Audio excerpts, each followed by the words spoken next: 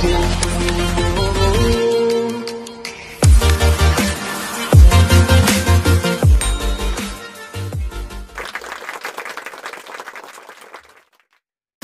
siang, kembali lagi bersama saya Agung Surya Gumelar dalam acara dalam program Education Podcast yang selalu berbicara tentang motivating, parenting, dan juga coaching. Dan ada juga pertanyaan-pertanyaan dari viewer semua yang selalu kami bahas dengan tepat waktu juga.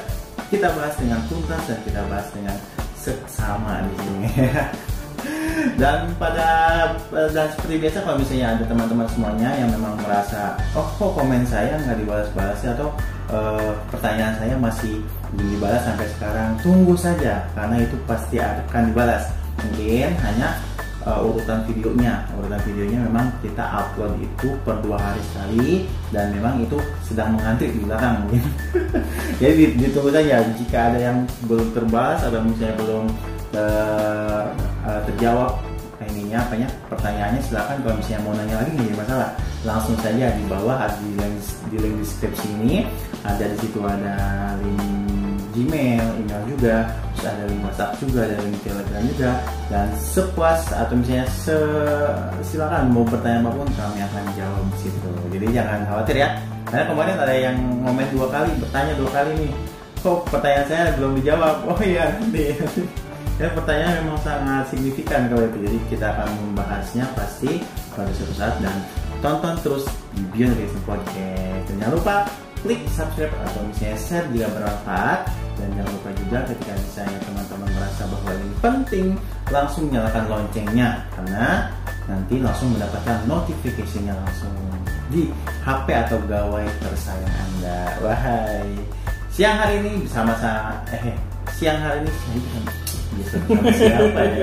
bersama siapa ya kira-kira ya? Sudah tidak asing lagi dengan Pak Doni. Halo teman-teman semuanya. Wah, Pak Doni, gimana Pak Doni? Gimana Gung? Sehat? Nggak sehat. Nggak sehat. Kenapa? Belum makan siang?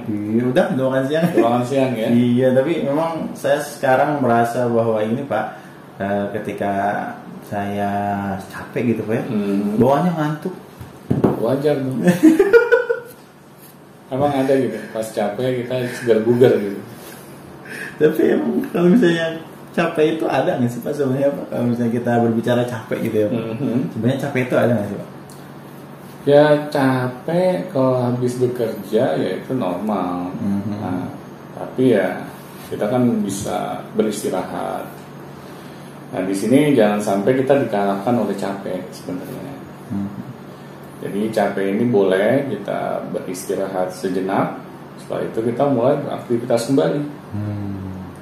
Iya juga ya, problem orang dewasa sekarang ada-ada aja gitu Pak. Ada aja gimana nih? Iya, jadi ada juga nih yang bertanya, dia memang menspesifikasikan sebagai orang dewasa Pak. Oke. Iya, jadi kalau tadi kan kalau saya keluhannya capek, kalau ini beda lagi keluhannya. Apa tuh keluhannya? Keluhannya sebenarnya lebih ke bertanya ya Pak ya. Terkait tentang kemandirian katanya. Mau bertanya, bagaimana cara melatih diri yang sudah dewasa Pak? Melatih diri yang sudah dewasa. Melatih diri yang sudah dewasa agar bisa mandiri secara sikap, secara sosial, dan juga secara finansial. Ini kita bicara orangnya sudah dewasa ya, usianya. Ya, ada sikap, sosial, dan finansial. Atau nih kita mungkin bahas satu-satu aja kali Pak ya. Bagaimana itu? Mungkin kita mulai dari mandirinya dulu deh. Oke, jadi kalau sikap mandiri ini adalah sikap yang harus kita miliki ya oleh setiap orang. Kalau tidak, akan bermasalah di dalam kehidupan kita. Mengapa? Karena kita akan selalu bergantung kepada orang lain. Nah ini masalahnya. Ketika kita sebagai orang yang sudah dibilang dewasa, tetapi masih saja sering bergantung sama orang lain, berarti kita memberikan masa depan kita yang harusnya kita memegang kendalinya kepada orang lain. Padahal kalau kita sampai melakukan hal itu, berarti kita benar-benar mempertaruhkan masa depan kita. Bukan itu menjadi tanggung jawab kita pribadi, tetapi malahan kita serahkan ke orang yang belum tentu memiliki keinginan besar akan kesuksesan kita. Ini juga ya, bergantung. Iya, benar. Karena orang yang bergantung itu berarti dia orang yang lemah. Masa sih kita mau disebut orang yang lemah? Kita sedikit-sedikit misalnya mengeluh. Kita sedikit-sedikit merasa yang tadi Agung bilang capek. Akhirnya kita tidak bisa berbuat sesuatu yang signifikan dalam kehidupan kita. Nah, di sini pentingnya kita harus memiliki sikap mandiri. Dan mau tahu ya, misalnya kan yang namanya orang dalam proses pendewasaan ya Pak ya. Setiap orang kan pasti mengalami itu ya, dari masa anak kecil, dari masa remaja dan lain. Mungkin di pendewasaan atau di remaja itu pun, atau di anak kecil pun sekalipun ya Pak ya. Sebenarnya kemandirian itu wajib. Iya, karena di sini orang yang tidak bisa mandiri pas dewasanya, ini dikarenakan biasanya umumnya itu pola asuh yang salah yang orang tuanya berikan kepada anak-anaknya. Ya, di saat kecilnya gitu bisa jadi ya Pak ya. Itu hampir mendekati 100%. Ketika pola asuh orang tua salah kepada anak, misalnya memanjakan, selalu memenuhi keinginan anak, padahal itu hanya keinginan, bukan suatu kebutuhan. Akhirnya anak tidak memiliki daya juang di dalam hidupnya. Karena apa-apa semuanya sudah tersedia di hadapannya. Nah, disinilah kita akhirnya mematikan sikap mandiri itu di dalam diri anak. Padahal orang tua kan harusnya menyadari gitu, anak suatu saat akan dewasa. Iya, nggak mungkin kan dari tua jadi anak kecil lagi. Iya, nggak mungkin gitu. Masa sih kalau anak kita nih sudah dewasa, tetapi dia tidak juga memiliki sikap mandiri. Akhirnya dia bergantung terus sama orang tuanya. Sedangkan orang tuanya sudah sepuh. Apa kita tega gitu memiliki anak yang seperti itu masa depannya? Apalagi kalau dia laki-laki ya. Iya, itu paling utama tuh. Dia harus memiliki tanggung jawab menghidupi keluarganya. Bagaimana dia bisa menghidupi keluarganya kalau dia lahir dibesarkan dengan cara pola asuh memanjakan? Akhirnya si anak ini sulit gitu memiliki sikap mandiri. Iya, karena pola asuhnya itu ya dimanjakan itu ya Pak. Benar. Saya meyakini gitu, sulit dia akan mendapatkan pasangan. Karena ya perempuan-perempuan di luar sana juga mikir gitu. Kalau saya memiliki pasangan yang sukanya bergantung sama orang tuanya, bagaimana dia bisa menghidupi diri saya? Nah, ini kan yang akhirnya menjadi bumerang gitu, dengan pola asuh yang salah kepada anak.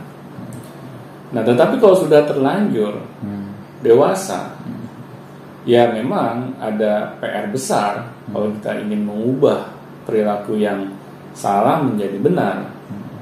Ya tiada yang lain gitu. Kita harus memaksakan gitu perilaku kita untuk berubah.